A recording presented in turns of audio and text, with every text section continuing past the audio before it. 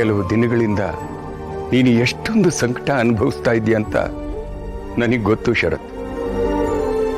ಹಿತನ ಕಾಪಾಡೋದಕ್ಕೆ ದುರ್ಗಾ ಮಾಡಿದ ಪ್ರಯತ್ನ ನಾನು ಕಣ್ಣಾರೆ ನೋಡಿದ್ದೀನಿ.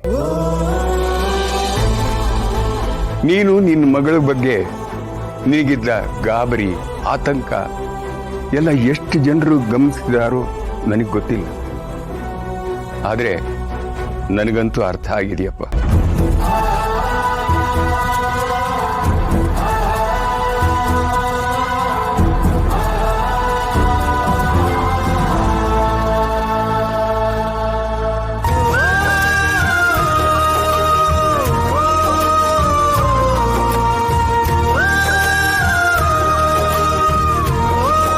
ಹೌದಪ್ಪ, ಹಿತನ ಎಲ್ಲಿ ಕಳ್ಕೊಂಡ್ಬಿಡ್ತೀನೋ ಅನ್ನೋ ಭಯ ನನಗೆ ಕಾಡಿತ್ತಪ್ಪ.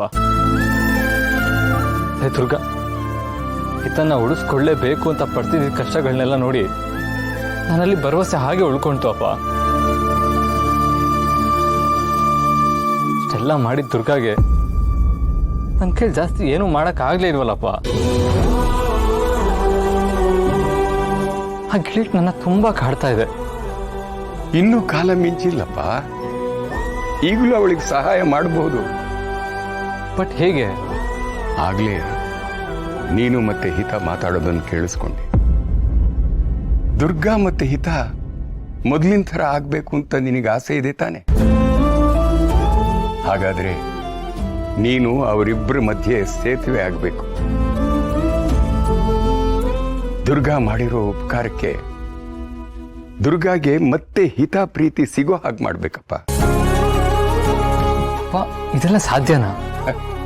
ಯಾಕೆ ಸಾಧ್ಯ ಇಲ್ಲ? ಎಲ್ಲ ಆಗತ್ತೆ.